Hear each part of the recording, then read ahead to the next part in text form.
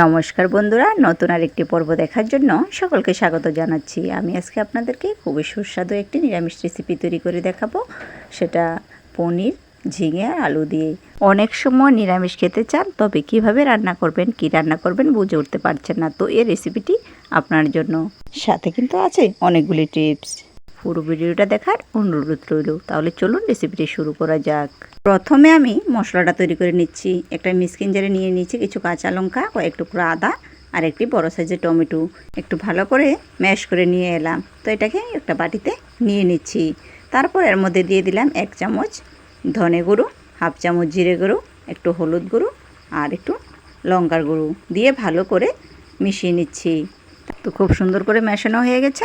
তারপর দেখুন এখানে নিয়ে নিয়েছি কয়েকটি ঝিঙেগুলোকে ঠিক এইভাবে আমি কেটে নিয়েছি। আপনারা আপনাদের শেপ মতো কেটে নেবেন। আর আলুগুলোকেও আগে থেকে সিদ্ধ করে এইভাবে কেটে নিলাম। আমি গ্যাসেতে কড়াই বসে তার মধ্যে সরিষার তেল দিয়ে ভালো করে নাড়াচাড়া করে নিলাম। তারপর হালকা করে একটু লবণ ছিটিয়ে দিয়েছি, কারণ ওই তেলে এখন আমি পনির ভাজবো। পনির ভাজার সময় কড়াইতে আর একটাও লেগে যাবে না, ভেঙেও যাবে না, খুব সুন্দরভাবে কিন্তু ভাজা হয়ে যাবে। এর মধ্যে একটু হলুদ দিয়ে দিলাম। তারপর দেখবেন একটু লাল লাল করে পনিরগুলোকে ভেজে তুলে নেব।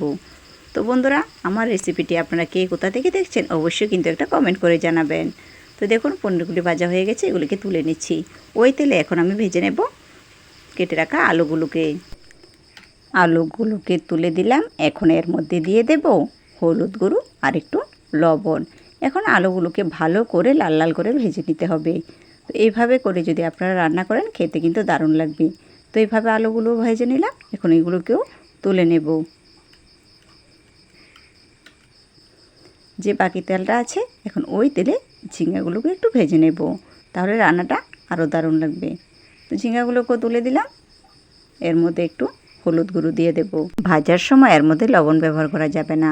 তো কিছুক্ষণ ভাজা ভাজা করে নেব। তো এইভাবে করে যদি বন্ধুরা আপনারা রান্না করে খান, আশা করি নিরামিষ দিনেও খেতে দারুণ লাগবে। তো এইভাবে করে ঝিঙাগুলোকে হালকা একটু ভেজে নিয়েছি। অনেক সময় অনেকে বলতে পারে ঝিঙা কিন্তু ভাজতে লাগে না। আসলে ঝিঙা ভাজা করে আপনারা রান্না করে খেয়ে দেখুন, দারুণ লাগবে। যেহেতু নিরামিষ, রান্নার স্বাদও দ্বিগুণ বেড়ে যাবে। তো এইভাবে করে আমি ঝিঙাগুলোকে নামিয়ে নিয়ে কড়াইতে আবারও কিছুটা সরিষার তেল, 2টো তেজপাতা, 2টো শুকনো লঙ্কা দিয়ে দিলাম।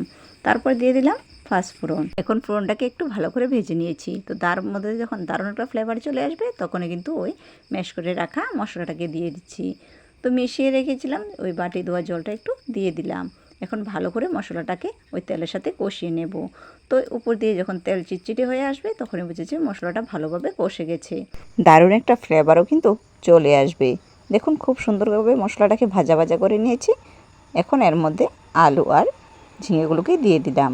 এখন মশলার সাথে ভালো করে আলু আর ঝিঙ্গাটাকে একটু ভেজে নিতে হবে। খুব সুন্দর করে মিশিয়ে নিয়েছি।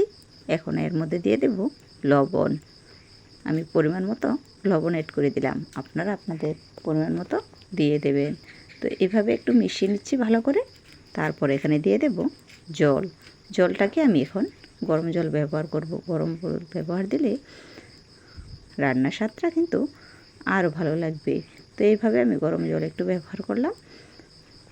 বেশি জল দেব না, যেহেতু আগে থেকে সব কিছু ভাজা আছে।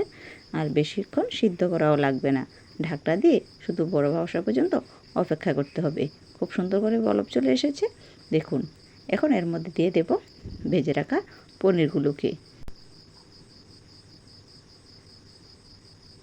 তো পনিরটাকে দিয়ে দিলাম। এখন ভালো করে একটু নাড়াচাড়া করে নিতে হবে।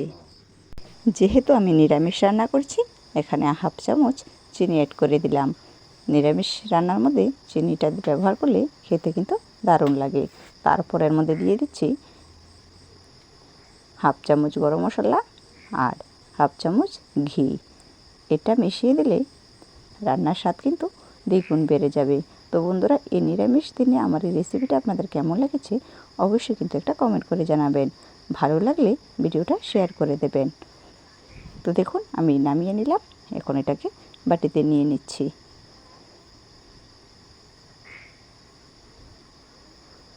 তাহলে বন্ধুরা, আজকের জন্য এই পর্যন্তই। দেখা হবে নেক্সট ভিডিওতে। সকলে ভালো থাকবেন, সুস্থ থাকবেন। ধন্যবাদ।